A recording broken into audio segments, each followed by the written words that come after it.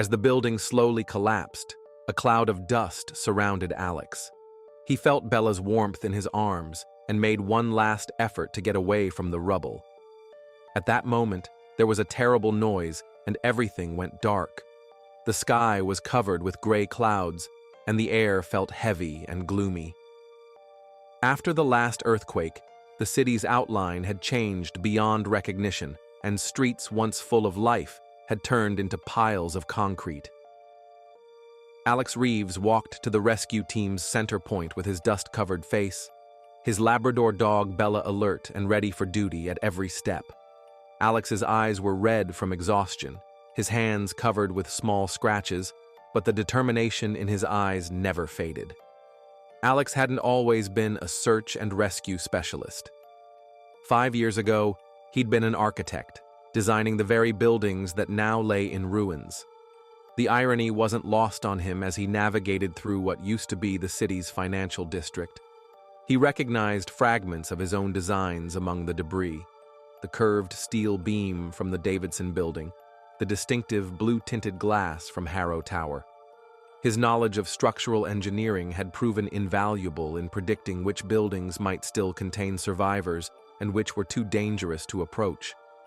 Bella had been with him since before the career change. She'd originally been trained as a therapy dog for Alex's sister, Diane, who had suffered from PTSD after returning from military service overseas. When Diane died 3 years ago in another natural disaster, a flash flood that had swept through her small town, Alex had channeled his grief into training Bella for search and rescue. They'd bonded through their shared trauma, becoming one of the most effective teams in the region. Captain Elena Rodriguez, their regional coordinator, often said they operated as if sharing one mind.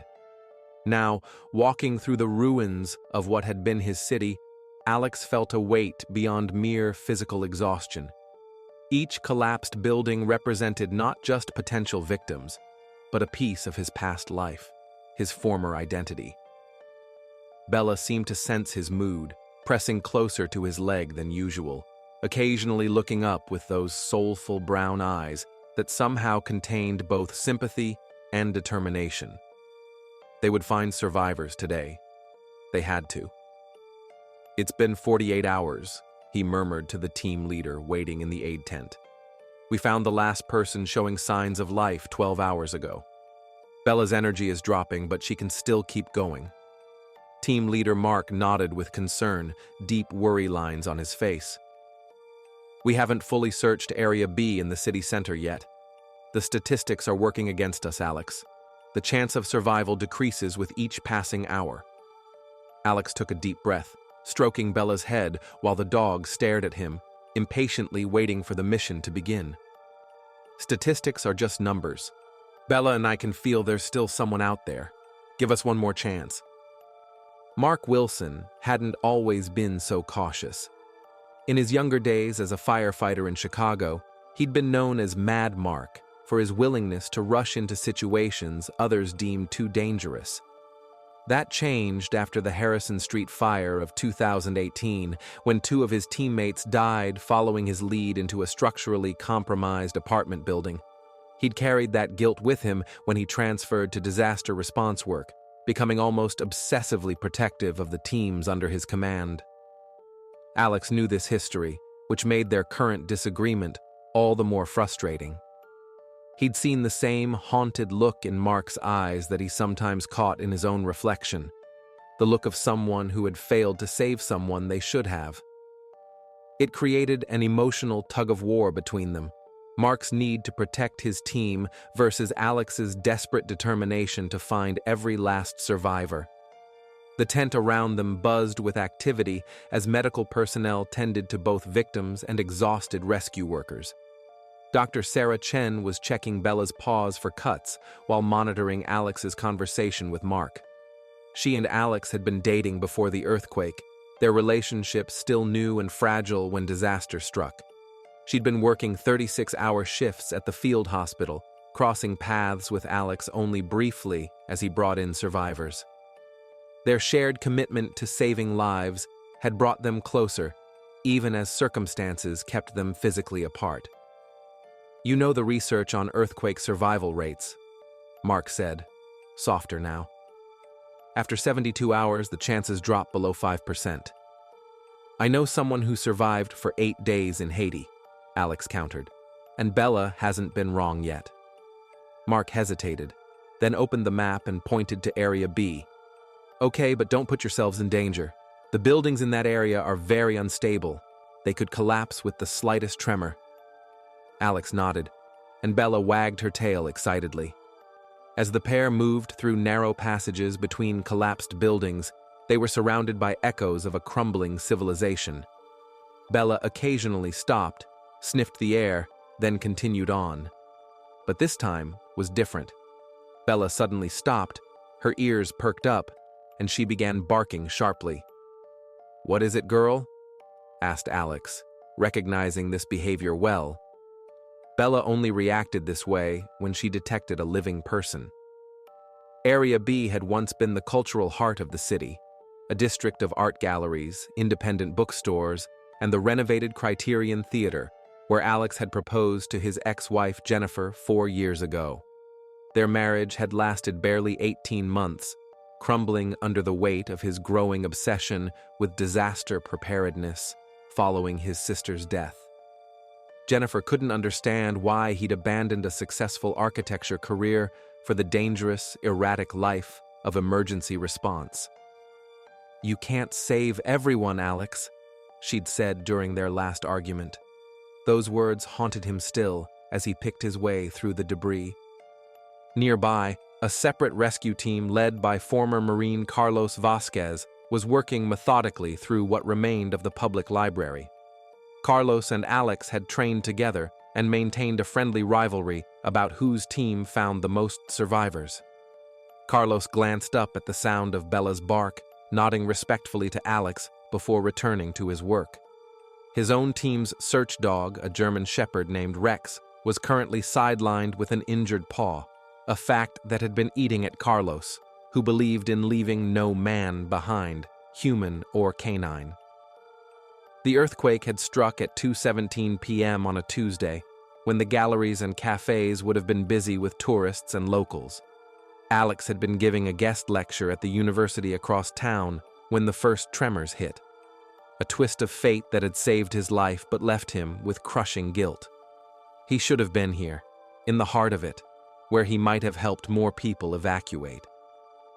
The familiar weight of responsibility pressed down on him as Bella's barking grew more insistent.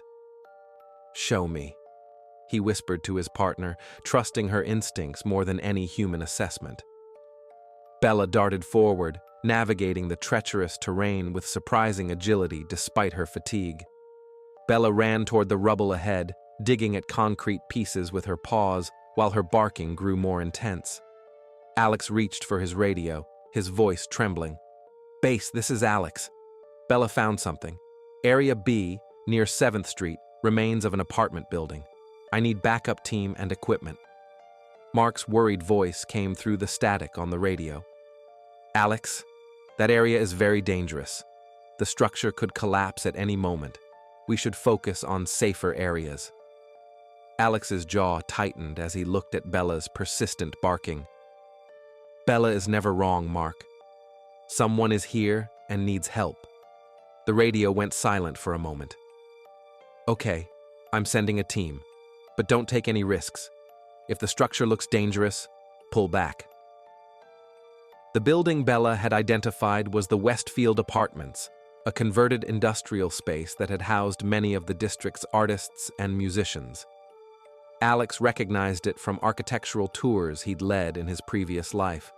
The building had been praised for maintaining its historical facade while creating modern living spaces inside. The developer, Philip Westfield, had been a mentor to Alex during his early career, encouraging his interest in sustainable urban design. Philip himself lived in the penthouse apartment and was known for hosting salons that brought together the city's creative minds. There had been no word from Philip since the earthquake. As Alex approached the building, memories flooded back of the night he'd attended one such gathering with Jennifer, still in the happy early days of their relationship. They'd met Philip's daughter, Maya, an emergency room doctor, who'd impressed Alex with her calm confidence and dedication to helping others. He wondered if Maya had been working when the earthquake hit, if she was out there now like Sarah, fighting to save lives with dwindling resources and mounting exhaustion. The building's front had partially collapsed, creating a dangerous slope of broken concrete and twisted metal. Structural integrity assessment wasn't just professional knowledge for Alex, but survival instinct now. He identified 3 potential access points, quickly ruling out 2 as too unstable. The third, a narrow gap near what had been the service entrance, looked precarious, but possible. Bella was already squeezing her way toward it, her single-minded focus on the scent of human life overriding any sense of self-preservation. A light drizzle had begun to fall, complicating matters further. Water could add weight to unstable structures and make surfaces treacherously slippery. Alex pulled a waterproof cover from his pack and draped it over the most vulnerable section of debris as Carlos's team arrived as backup, led by Carlos's second-in-command, Natasha Ivanov, her face stern with concentration. "You sure about this?" Natasha asked, her Russian accent more pronounced under stress. "This doesn't look good, Alex." As Alex prepared his equipment, Bella was still pointing to the same spot. The dog was fully committed to this mission with all her training and instincts. Alex took a deep breath and carefully began moving through the rubble. With each step, the cracks in the concrete widened a little more, and dust rose into the air. Following Bella's digging, Alex heard a sound, very weak, maybe imaginary, but it was there. A moan. "Is anyone there?" Alex called out, his heart beating rapidly. "I'm from the rescue team. Answer if you can hear me." Silence. Then, so faint it was almost inaudible. "Help. Please." Alex's heart tightened. Bella was right. He quickly reported the situation to the team leader, but the response was concerning. "Alex, seismic readings show that area is extremely unstable. If there's another aftershock, the building will completely collapse. The backup team can be there in at least 20 minutes. The voice belonged to a woman, and something about its timbre triggered a memory Alex couldn't quite place. He'd rescued dozens of people over the past 2 days, each face blurring into the next as exhaustion took its toll. Yet this voice seemed familiar. Natasha had set up perimeter sensors to detect any further seismic activity while her team assembled the specialized extraction equipment. She'd been a structural engineer in Moscow before immigrating to America, and her expertise complemented Alex's. They'd worked together before, developing a shorthand communication that proved valuable in crisis situations. "Structure has unusual stress pattern," she muttered, pointing to where several support beams had buckled in unexpected ways. "Someone tried to retrofit this building against earthquakes, but they did it wrong. Made it worse." This didn't surprise Alex. Philip Westfield had been passionate about preservation, but sometimes cut corners where safety was concerned. They'd argued about it once at a conference, Philip dismissing Alex's concerns as excessive caution. Now, those decisions might have cost lives. Between gaps in the concrete, Alex could see what appeared to be an air pocket. What rescuers called a life triangle formed when falling debris created protected spaces. These were often where survivors were found days after disasters. This particular space had formed near what looked like a kitchen counter, reinforced enough to withstand partial collapse. Bella whined anxiously, pawing at a specific section of debris. Through years of working together, Alex had learned to trust Bella's judgment about which pieces could be safely moved. He began carefully extracting smaller chunks of concrete, creating a passage barely wide enough for his shoulders. "The seismograph is showing increased activity," came Mark's voice again. "This isn't just a localized risk anymore, Alex. We're getting readings consistent with potential aftershock patterns." Alex paused, weighing the decision. Protocol dictated immediate withdrawal, but the voice from within the rubble had fallen silent again. If he left now, would she still be alive when they returned? Alex hesitated, then looked at Bella and made his decision. We can't wait 20 minutes. We're going in. Alex and Bella moved carefully, each step like a dangerous gamble. Finally, through a small opening, they saw a young woman trapped under a partially collapsed wall. Her face was covered with dust and blood, her eyes filled with fear. "My name is Alex, and this is Bella. We're going to get you out of here." The woman whispered in a shaky voice, My family." They were upstairs, tears leaving tracks on her dusty cheeks. Alex swallowed. "Let's get you to safety first. Other rescue teams are on their way." Just then, a slight tremor from below shook the building. Small pieces of concrete began falling on them. Alex leaned toward the woman, knowing an aftershock might be starting. Bella suddenly began barking, her tone changed. This was an alarm. Recognition dawned on Alex's face as he cleared more dust from the woman's features. It was Maya Westfield, Philip's daughter. She'd apparently been visiting her father when the earthquake struck. The last time Alex had seen her was at his sister Diane's funeral, where Maya had offered quiet condolences and shared that her own brother had been lost in the same military conflict that had given Diane her PTSD. "Maya, Dr. Westfield, it's Alex Reeves. We met a few years ago." A flicker of recognition crossed her face, followed by a grimace of pain. "Alex, architect? Jennifer's husband?" "Ex-husband," he corrected gently. "I work search and rescue now, and this is my partner Bella." The dog's ears perked up at her name, momentarily distracted from her vigilant monitoring of the building's sounds. Maya was pinned by a concrete beam across her legs, though miraculously, it had created a space that protected her rather than crushing her. Alex's architectural knowledge told him removing it would be dangerous both for the stability of their pocket and for Maya's medical condition. Crush injuries often led to fatal complications when pressure was released suddenly. Natasha's voice came through Alex's earpiece. "We've set up extraction equipment on the north side. Carlos is bringing medical. How is victim?" "Conscious, trapped, but stable," Alex reported. "It's Dr. Maya Westfield from Memorial Hospital. She says family members were upstairs." "The Philip Westfield?" Natasha asked, recognition in her voice. The developer was well known in construction circles. "The same," Alex confirmed, then turned back to Maya. "Was your father home? Anyone else?" "Dad and my daughter Zoe," Maya whispered, fresh tears forming. "She's only 6. They were in his study on the 4th floor." Alex felt his chest tighten. A child. The stakes had just risen exponentially. Alex's pulse quickened. "Bella, what is it, girl?" Bella was barking toward the upper floor of the building, her ears straight up, her eyes determined. Alex had seen this thousands of times. Bella had detected another living person. "Is there someone else upstairs?" Alex asked, but he knew the answer. Bella was never wrong. An even bigger tremor shook the building. Pieces falling from the ceiling grazed Alex's shoulder. Mark's voice rose in panic over the radio. "Alex, pull back!" Seismic readings show aftershocks have started. Alex froze for a moment. He could save the woman, but Bella was saying there were others upstairs. Time was running out. "Bella, go up," Alex commanded, giving the dog her mission signal. Without hesitation, Bella began moving upward through the rubble. Mark was shouting on the radio, "Alex, what are you doing?"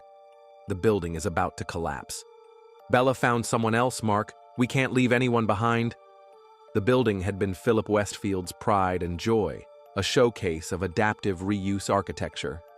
The 4th floor had once been the factory's administrative offices, now converted into Philip's luxurious penthouse.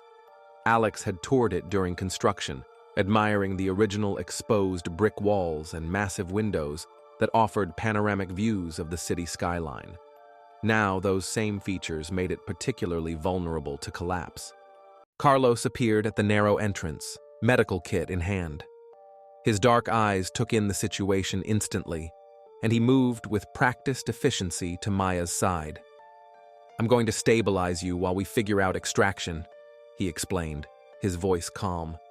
I need to start an IV to prevent crush syndrome when we move that beam. Maya nodded weakly.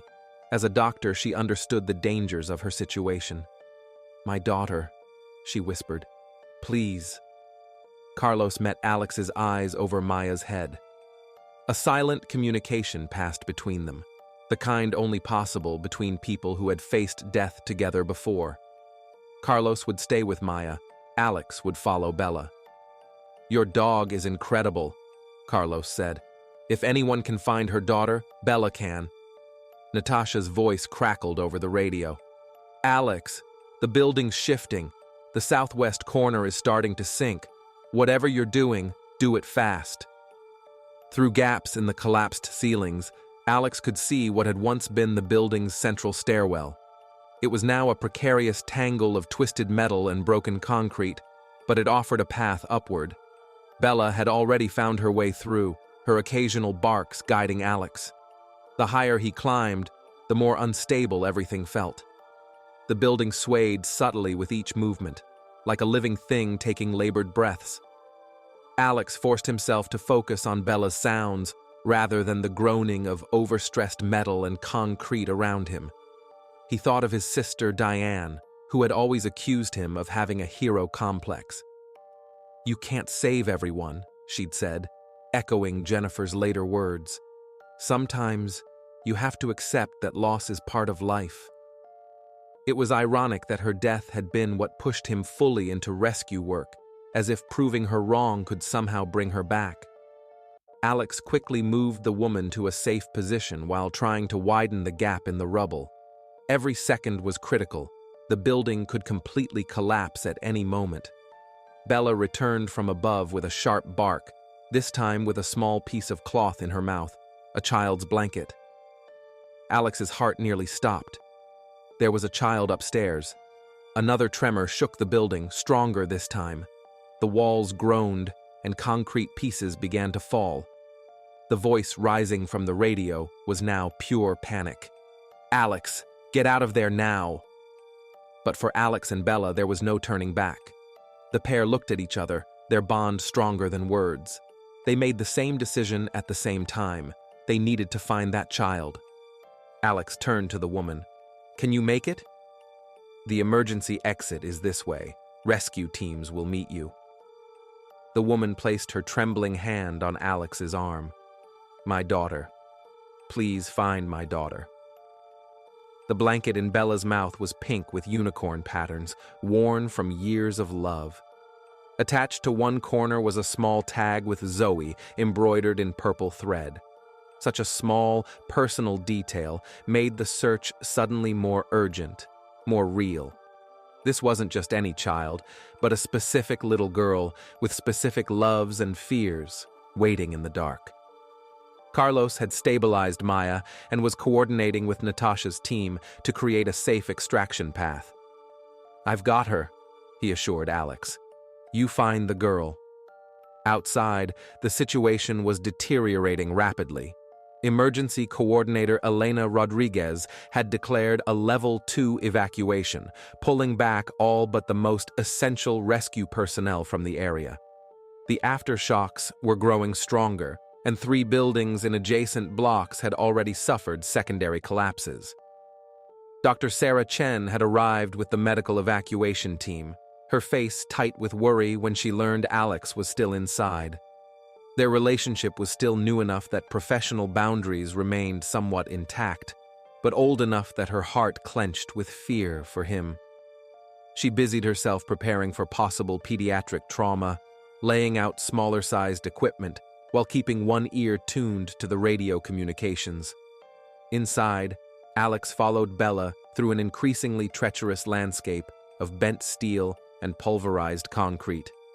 The 4th floor had partially collapsed into the 3rd, creating dangerous drops and unstable footing. Dust filled the air, reducing visibility to mere feet in some areas.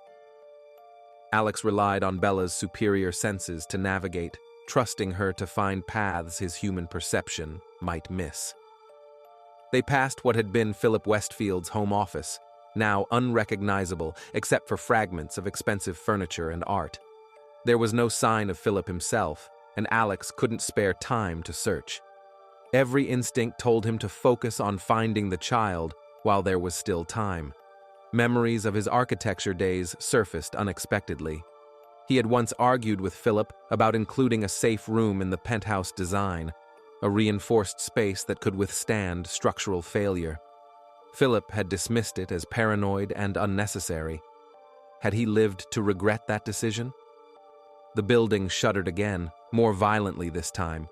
Alex braced himself against what had once been a door frame as pieces of ceiling crashed down mere feet away. When the shaking subsided, the path behind them had been blocked by fresh debris. There would be no quick retreat. Alex nodded and began a dark and dangerous climb to the upper floor with Bella. With every step, the building seemed to awaken more, as if slowly preparing to collapse. Bella stopped with a sudden bark, pointing to a small space. When Alex directed his flashlight, his breath caught. Under the sink, a little girl was huddled in fear, leaning against the wall. Her eyes were wide open, her body shaking with tremors. "Hello, little lady," said Alex, trying to keep his voice as calm as possible. "I'm Alex, and this is my friend Bella. We're going to take you to your mom." The child fearfully backed away, her eyes focused on Bella. "Don't be afraid. Bella is a very good dog. She's your friend," said Alex, though he was aware their time was running out. The building's creaking was now louder. Bella slowly approached the child, her ears lowered, in a non-threatening manner. Then, the dog calmly lay down next to the child and placed her head in the girl's lap. This simple, trusting gesture eased the child's fear. The little girl buried her trembling hands in Bella's fur. They had found their way to what remained of the penthouse kitchen. The sink cabinet had created a perfect triangle of safety, reinforced by fallen beams that had miraculously landed in ways that created support rather than crushing weight. It was the kind of one-in-a-million configuration that sometimes allowed people to survive when everything around them had failed.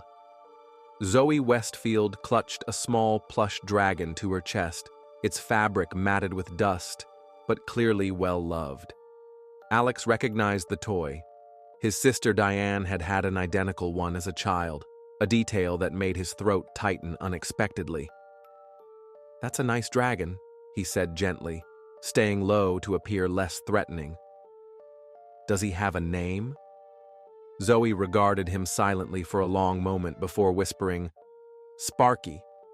Sparky is a great name. I bet he's been keeping you safe, hasn't he?" The little girl nodded solemnly. "Grandpa told me to stay here and not move. He said it was an earthquake drill." Her voice broke slightly. "But Grandpa didn't come back." Alex's heart sank. Philip had likely tried to reach Maya on the lower floors, perhaps been caught in one of the initial collapses. That would explain why they hadn't found him near his granddaughter. Through his earpiece, Alex could hear the rescue operation continuing below. Maya had been successfully extracted and was en route to the field hospital.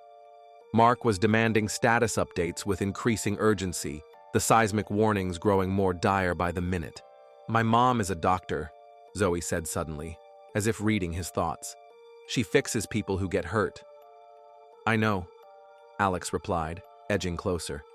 "I just saw her. She's waiting for you outside." Hope flashed across the child's face, momentarily replacing fear. "Is she okay?" "She's okay," Alex assured her, though he knew Maya's injuries were serious. "But she's really worried about you. Do you think you and Sparky could come with me and Bella now? We need to be very brave and very careful." Zoe hesitated, looking down at Bella, who remained calm and steady beside her. The dog had sensed exactly what the frightened child needed, not excitement or urgency, but quiet reassurance. "Bella found you all by herself," Alex explained. "She's very special. She can smell people even when they're hidden, and she knew you needed help." "Like a superhero dog?" Zoe asked, the first hint of childlike wonder breaking through her shock. "Exactly like a superhero dog," Alex agreed, offering his hand. and right now, she wants to lead us all to safety. Alex relaxed for a moment, but then reality returned with a heavy blow. The building's shaking had intensified. Mark's voice on the radio was now pleading, "Alex, the structure is collapsing! This is your last chance."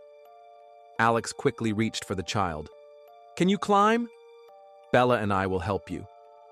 The child hesitated, then nodded. As Alex approached the child, a piece of concrete falling from the ceiling landed between them. Bella went on alert, her barking now full of urgency. Despite injuries to his wrists, Alex reached the child and took her in his arms. "Hold on to me." The three slowly began to descend, the floor becoming more unstable with each step. Pieces falling from the ceiling pounded their shoulders, and dust obscured their vision. The child was clinging tightly to Alex's neck, starting to cry. "We're almost there," Alex whispered, but the panic inside him was growing. The sound of the structure had now turned into a deafening rumble. The path they had used to ascend was now completely blocked by debris. Alex's architectural training kicked in as he assessed their options. The building's emergency stairwell had been in the northeast corner, reinforced during renovation. If it had maintained any structural integrity, it might offer their best chance. "We need to go this way," he told Bella, pointing toward what he hoped was the right direction. The dog seemed to understand, leading them through a maze of fallen walls and exposed wiring. Outside, the rescue operation had shifted into critical evacuation mode. Sarah Chen and the medical team had moved Maya to the safe perimeter, where she regained consciousness enough to ask frantically about her daughter. Carlos and Natasha had refused to evacuate, setting up a last-ditch extraction point where they believed Alex might emerge. 2 minutes, Alex," Mark's voice crackled over the radio. "The building's foundation is failing on the south side. Engineers say total collapse is imminent." Zoe had fallen silent, her small body trembling against Alex's chest. He could feel her rapid heartbeat, her fear palpable. To distract her, he began telling a story about Bella's training days, about how the dog had once found a cat hidden inside a wall during practice exercises and had refused to leave until they rescued it. The building lurched suddenly, throwing Alex against a partially collapsed door frame. Pain shot through his shoulder, but he managed to keep his grip on Zoe. Bella barked sharply, urging them forward with newfound urgency. They found the stairwell, or what remained of it. The upper portions had collapsed, but the lower section leading to the second floor appeared intact. It would require a dangerous jump to reach it, with only a narrow platform of relatively stable concrete between them and a 3-story drop through the building's core. "I need you to be very brave," Alex told Zoe, setting her down momentarily to assess the jump. "We're going to play a game called Follow the Superhero Dog." Bella seemed to understand what was needed. Without hesitation, she leaped across the gap, landing safely on the stairwell platform. She turned back, barking encouragement. "See? Bella says it's okay," Alex said, trying to keep his voice steady despite the building's increasing groans. "I'm going to hold you very tight, and we're going to jump together, just like Bella did." Zoe clutched her dragon tighter and nodded solemnly. "Sparky says we can do it." Alex gathered the child in his arms, ignoring the pain in his shoulder. "On 3. 1, 2. The floor beneath them shifted suddenly, beginning to tilt. There was no time left for counting. 3! Alex shouted, leaping across the void as the section they'd been standing on gave way completely. Alex jumped over the gap in the collapsing building while holding Zoe tightly in his arms. The timing was critical. Just as they jumped, the floor where they had been standing completely collapsed. As Alex struggled to balance their weight, the stairway platform that looked stable also began to shake. "Hold on!" shouted Carlos, suddenly appearing in their view. He and Natasha were waiting at the last point Alex could reach. Carlos reached out and took Zoe from Alex's arms, while Natasha helped Alex find his balance. "Hurry, it's all going," said Natasha, trying to maintain her professional calm. The four of them ran down the remaining stairs together, with Bella leading the way. As they approached the exit from the building, the entire structure began to shake with a terrible groan. "Get out! Now!" Mark's voice shouted over the radio. With a final turn, they reached the emergency exit door. Bright daylight flooded their vision. Carlos rushed out first with Zoe in his arms, followed by Natasha. Alex was last, quickly picking up Bella and rushing outside. At that moment, the building began to completely collapse. As they ran away from the building, Alex felt the structure behind them crumble to the ground with an enormous dust cloud and noise.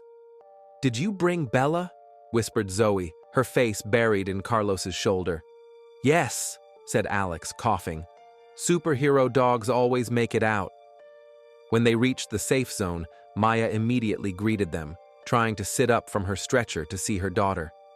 Zoe ran to her mother's side, and they had an emotional reunion while Carlos and the medical team carefully watched over them. "Dad, I'm sorry about Grandpa," said Maya, tears leaving tracks on her dusty face. Zoe nodded. "Grandpa kept me safe. He told me not to be afraid." Sarah immediately began checking on Alex, treating the wound on his shoulder and the cuts on his wrists. "I was worried about you," she said, her voice containing both relief and mild reproach. "You didn't need to worry," said Alex with a tired smile. "Bella was with me." As they spoke, Bella quietly came over and lay down next to Alex, looking exhausted, but content. Alex stroked the dog's head, feeling the deep connection between them. Mark approached them later, his face showing a complex expression that shifted between anger at someone who had broken protocol and the proud relief of having saved a life. "There won't be another Zone B in the city," he finally said. "The statistics were wrong this time." Alex nodded. "Sometimes we need to remember they're just numbers." That night, in the temporary tent at the rescue center, Alex and Bella were treated like heroes. Other members of Maya and Zoe's family had come to thank them. Sarah sat beside Alex between examinations, their hands intertwined. "Diane would be proud of you," said Sarah. "Like Jennifer says, you can't save everyone," Alex replied, "but it's worth trying." A new city would rise from the ruins, perhaps one that Alex would not only help rescue, but also help build. But for now, curled up next to Bella and holding Sarah's hand, he needed to rest, embracing what peace he could find in this world of losses and gains. Bella sighed tiredly and closed her eyes.